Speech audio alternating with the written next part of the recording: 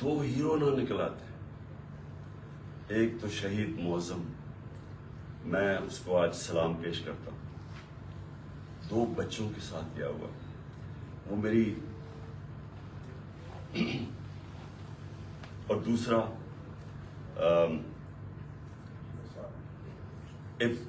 ابتسام،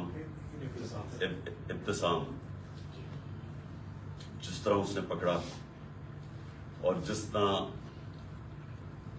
اس کی اگر دلیری نہ ہوتی تو اس نے بس مارنے تھے تو اور تباہی کر سکتا تھا. 11 لوگوں کو گولیاں لگی اور ایک ہمارا معظم شہید ہوا.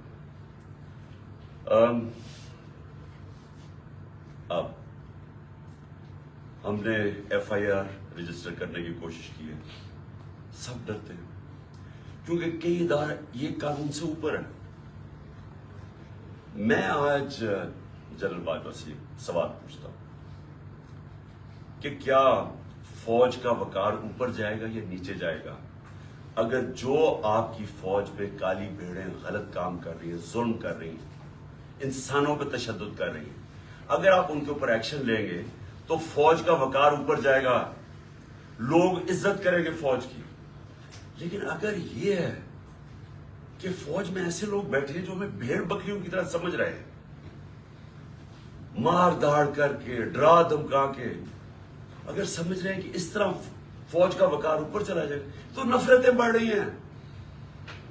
آپ کے ایک میجر جنرل نے جو میرے خیال میں غداری میں پکڑا گیا، امریکہ کے لیے غداری کر رہا تھا، آپ نے اس کو سزا دی. فوج کا وقار اوپر گیا، غلط کام کر رہا تھا. تو کیا یہ اب میجر جنرل فیصل اس کی تفتیش ہونے دیں گے آپ؟ اور کیا اس ملک میں اب تفتیش ہو سکے گی جب جنرل فیصل کے اوپر الزام ہے، انٹیریئر منسٹر ثناء اللہ کے اوپر الزام ہے، اور تیسرا پرائم منسٹر شہباز شریف کے اوپر الزام ہے؟ کیسے تفتیش ہوگی؟ جب تک یہ 3 لوگ ریزائن نہیں کرتے تفتیش ہوگی کیسے؟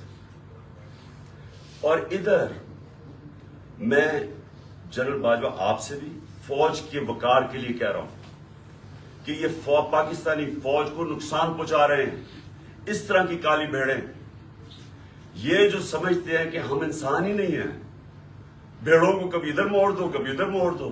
آج وہ چور ہیں، کل وہ NRO مل گئے تو اچھے ہو گئے ہیں، آج پھر آپ ان کو چور بنا دیں گے، کل پھر بھیڑی. ہم انسان ہیں، انسانوں کو جانوروں کی طرح نہ ٹریٹ کریں. اور انسان کسی وقت آگے کھڑا ہو جاتا ہے اور یہ قوم کھڑی ہو گئی ہے. یہ میں آج آپ کو بتا دوں 2 راستے اب اس قوم کے سامنے، یا ایک پرامن انقلاب آئے گا اور یا خونی انقلاب آئے گا. تو اور تیسرا راستہ نہیں ہے، کیونکہ میں نے 6 مہینے میں اس قوم کو جاگتے دیکھا ہے. قوم کھڑی ہو گئی ہے. یہ جو شعور کا جن ہے یہ بوتل سے نکلا ہے، یہ اندر نہیں جانے لگا. اب فیصلہ صرف یہ کر لیں کہ ہم پرامن طریقے سے اس ملک کے اندر چینج لے کے آئیں گے جو کہ بیلٹ باکس کے ذریعے آئے گا، صاف اور شفاف الیکشن کے لیے، یا وہ جو ایران میں ہوا تھا ہوگا، تباہی ہوگی، جو سری لنکا میں لوگ سڑکوں پہ آ جائیں گے، کیوس ہوگا.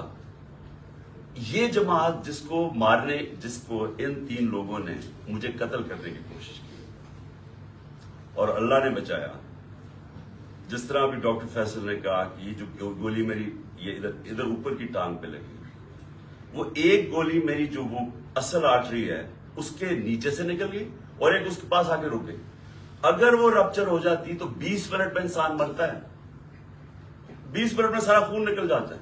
اگر تو سیدھا ہاسپٹل نہ ہو 20 منٹ میں مر گیا آدمی. تو اللہ نے اگر مجھے یہ بچایا ہے، جو مجھے آج زندہ رکھا ہے، یہ صرف اللہ کا کرم ہے. انہوں نے تو پوری کوشش، کوئی کسر نہیں چھوڑی تھی. انہوں نے تو ایک ادھر سے اور ادھر سے سامنے والے نے مارنا تھا. اور پھر سوال میں پوچھتا ہوں، سب سے بڑی پاکستان کی پولیٹیکل پارٹی، اس کے سربراہ جو واحد فیڈرل پارٹی رہ گئی ہے پاکستان میں، یہ 2 فیملی پارٹیز سکڑ کے چھوٹی چھوٹی پارٹیز رہ گئی ہیں. میں چیلنج کر کے جاؤں گا سندھ میں اور انشاءاللہ یہ زرداری مافیا کو سندھ میں ہرا کے دکھاؤں گا آپ کو. سندھ کے لوگ اس سے تنگ ہیں, ان کو سب سے زیادہ غلام ادھر بنایا ہوا, ان کو وہ سب سے زیادہ آزادی طلب کر رہے ہیں. اور یہ شریف خاندان, میں چیلنج کرتا ہوں, یہ کدھر کسی سیٹ پہ میرے سے مقابلہ کرے. نواز شریف آئے, کہتے ہیں نا اسے آئے, اتنی کوششیں کر رہی ہیں, این آر او سب کو دے دیا ہے, سارے چوروں کو منی لانڈر ساروں کی عید ہو گئی ہے. کسی وہ کہتی ہے مریم لیول پلینگ فیلڈ, چیلنج کرتا ہوں کسی سیٹ پہ پنجاب میں میرے سے مقابلہ کر رہے ہیں, کیونکہ پبلک چینج ہو گئی ہے. یہاں ایک جاگی ہوئی قوم ہے, ان کو بھیڑوں کی طرح نہ ٹریٹ کریں. اور چیف جسٹس صاحب, میں آپ سے مخاطب ہوں, دیکھیں یہ ملک ترقی نہیں کر سکتا جب تک رول آف لا نہیں ہوگا. میں ساری دنیا پھرا ہوں, 70 سال میری عمر ہے, میں نے مغربی دنیا اندر سے دیکھی ہوئی ہے. میں جب 18 سال کا انگلینڈ گیا تو میں نے پہلی دفعہ رول آف لا دیکھا. مجھے تو پتہ ہی نہیں تھا, کیونکہ ہم تو ملٹری ڈکٹیٹرشپ میں بڑے ہوئے تھے یہاں 60s میں. تو پہلی دفعہ میں نے ایک فلائی ریاست دیکھی, وہ کیا ہوتی ہے, اور رول آف لا دیکھا کہ قانون سب کے لیے ایک برابر. کوئی طاقتور وہاں قانون کے اوپر نہیں تھا, کوئی وہاں قبضہ گروپ نہیں تھے. ان کی عدالتیں ان کو ان کمزور کی حفاظت کرتی ہیں. وہاں اگر آپ کے پاس پیسے نہیں ہیں, لیگل ایڈ دیتی ہیں کہ ایک عام آدمی جا کے عدالت میں کیس لڑ سکے. وہاں کسی کی جرت نہیں ہے, کسی طاقتور کی جرت نہیں ہے کسی پہ ظلم کرے. اس لیے وہ کامیاب معاشرے ہیں, اس لیے وہاں خوشحالی ہے. میرے سامنے میری زندگی میں دیکھتے دیکھتے سنگاپور, جو ایک پاکستان کا مقابلہ ہی نہیں کوئی کر سکتا تھا, پاکستان سب سے تیزی سے ترقی کر رہا تھا 60s میں. ہم تو مثال تھے دنیا کی. اور کہاں سنگاپور ہمارے ساتھ, ہمارے سے نیچے شروع ہوا. آج ہمارا جو پر کیپٹا انکم ہے وہ پتہ نہیں $2000 ہوگا, سنگاپور کا $60,000 ہے. کیونکہ ان کے اسٹیٹس پر لی کوان یو نے سب سے پہلے زور لگایا قانون کی بالادستی قائم کرنے کے.